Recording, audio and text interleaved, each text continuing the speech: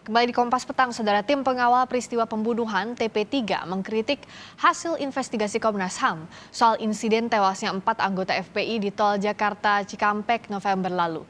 Lalu apa yang menjadi alasan kritik TP3 dan bagaimana jawaban dari Komnas HAM? Kita akan bahas bersama dengan anggota TP3 Marwan Batubara dan Komisioner Komnas HAM Khairul Anam.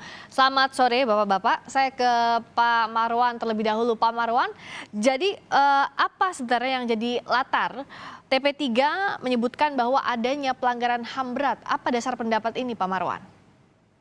Ya, dasarnya dari korban-korban yang meninggal itu, yang 6 orang itu banyak informasi yang memberi penjelasan bahwa mereka itu terlebih dahulu disiksa, lalu ditembak dalam jarak dekat. Itu yang paling basic ya. Jadi sebelum dikubur itu kan kita melihat foto-foto dari mereka ini memang ditembak di bagian dada, itu saya kira supaya langsung mati, jantungnya ditembak. Dan minimal setiap orang itu dapat 2 tembakan. Lalu keperluannya itu banyak yang bekas, dan sekitar itu bekas disiksa, dan banyak bagian badan, mata, kepala itu yang lebam, yang memperlihatkan bahwa ini ada siksaan. Tapi yang fatal itu adalah bahwa mereka siksa dulu lalu ditembak, tapi diakui ini terjadi tembak menembak. Sementara di sisi lain, mereka itu sebetulnya tidak punya senjata. Bagaimana dibilang ada baku tembak kalau senjata saja tidak punya? Ya, kalau disebutkan seperti kita lihat video ini, ya yang dipertontonkan polisi, ya ini kan keterangan dari polisi, dan kalau itu mentah-mentah begitu saja diterima oleh Komnas HAM tanpa ada cross check atau hanya mendengar dari polisi saja, tanpa mau mendengar dari pihak FPI, maka ini juga saya kira tidak kredibel apa yang dilaporkan oleh Komnas HAM itu. Intinya bahwa Komnas HAM melaporkan sesuatu setelah mendengar lebih banyak dari polisi, Pak Marwan, dari FPI. Kalau kita cermati rekomendasinya Komnas HAM disebutkan di situ bahwa anggota FPI membawa senjata api dan menunggu polisi. Artinya ada kepemilikan senjata api di sana. Kalau kita bicara soal kepemilikan senjata api. Ya, tadi saya sudah katakan, yang bilang begitu siapa? Dan Komnas HAM kan cuma mendengar dari polisi, tidak ingin cross kepada FPI yang sudah mengatakan bahwa mereka tidak punya senjata. Jadi bagaimana bisa disimpulkan seperti itu? Ya minimal jangan mendengar yang dari polisi, dengar dari FPI. Ya. Kalau dari penyelidikan TP3, bukti-bukti apa yang dipunyai soal ini, Pak Marwan? Ya, kita bisa langsung berdialog dengan beberapa laskar FPI dan yang juga lolos ya. Juga dari pernyataan resmi pengurus FPI, mereka punya argumentasi yang sangat dipercaya sampai mereka itu siap untuk bermubahalah. Baik. Ya.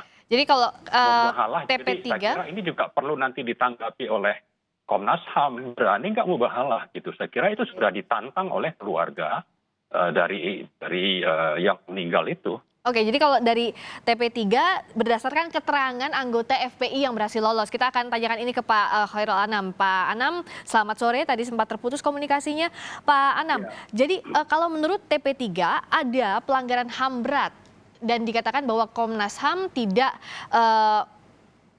mendengarkan keterangan dari anggota FPI, tapi hanya lebih banyak mendengarkan dari pihak polisi. Jawaban Anda seperti apa, Pak Anam? Ya, yang pertama-tama terima kasih atas kritiknya. Kritik bagi Komnas HAM itu biasa saja, dan ini bagian dari sumbangsih bagaimana menjaga Komnas HAM agar semakin lama semakin baik. Tapi kalau dikatakan apakah Komnas HAM tidak berimbang, sejak katakan salah.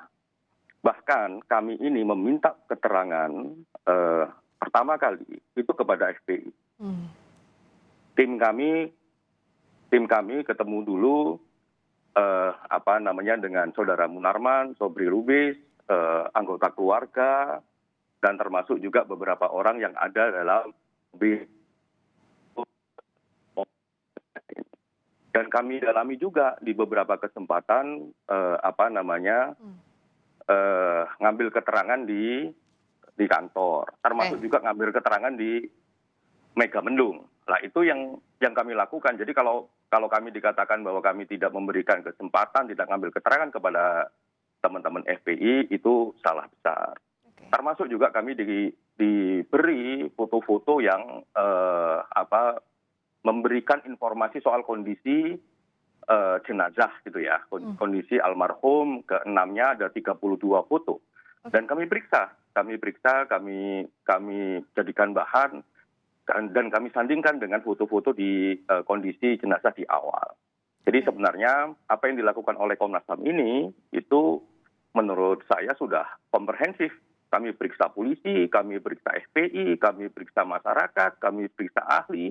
Dalam beberapa kesempatan proses kami juga melibatkan masyarakat sipil secara terbuka. Dan kami informasikan tahapan-tahapan yang kami lakukan juga secara terbuka kepada publik. Oke. Nah, Pak Marwan, Pak Anam tadi mengatakan bahwa ini semua sudah komprehensif. Tidak hanya mendengarkan dari sisi polisi kalau yang dikhawatirkan oleh TP3, tapi juga bahkan keterangan FPI ini di awal investigasi oleh Komnas HAM berdasarkan bukti-bukti lain juga. Bagaimana Pak Marwan? Ya, saya kira komprehensif dalam mendengar, ya, mendatangi, melihat foto-foto, itu bukannya tidak kita akui. Yang jadi masalah itu adalah kesimpulan dari pengambilan keterangan tadi, termasuk bagaimana data-data yang sudah diserahkan itu digunakan untuk membuat laporan yang objektif. Nah, disinilah kami mengatakan bahwa ini tidak seimbang. Pemuatan dari laporan itu kami yakini menjurus kepada untuk melindungi pembunuh. Saya ingin mengatakan ini secara terbuka. Ya, sebaliknya keterangan mereka boleh ambil dari sekian ribu orang, tapi kalau tidak ada yang dimuat, tidak dijelaskan apa yang terjadi sebenarnya, kan sama saja itu tidak mendengar apa yang menjadi aspirasi atau keterangan dari FPI. Jadi ini harus dibedakan bahwa boleh saja dikatakan sudah dengan Pak Sobri, dengan Munarman. Saya juga kemarin ketemu Munarman sudah mengatakan sudah menyatakan semuanya. Tapi Munarman mengatakan mereka tidak berani memuat itu. Maksudnya mereka itu Komnas HAM. Tidak berani menunjukkan informasi yang secara objektif. Ini kita, makanya tadi saya sudah mengatakan dari awal, ya, kalau memang objektif, malah keluarga korban itu siap mubahalah. Ya, mubahalah artinya kalau ada yang bohong ya, dari yang dilaporkan oleh Komnas HAM ini orang bohong ini bisa langsung kita sekarang berdasarkan bukti yang ada tadi Pak Marwan. Nah, tapi berdasarkan bukti yang ada oleh Komnas HAM tadi, data-data yang objektif, dikatakan bahwa simpulannya ini berdasarkan hasil investigasi dari berbagai pihak, dari kedua belah pihak. Makanya tadi saya sudah katakan mereka bisa mengatakan itu. Alat bukti mereka kumpulkan dari siapapun itu bilang banyak. Tapi yang dituangkan dalam laporan itu tidak 100%.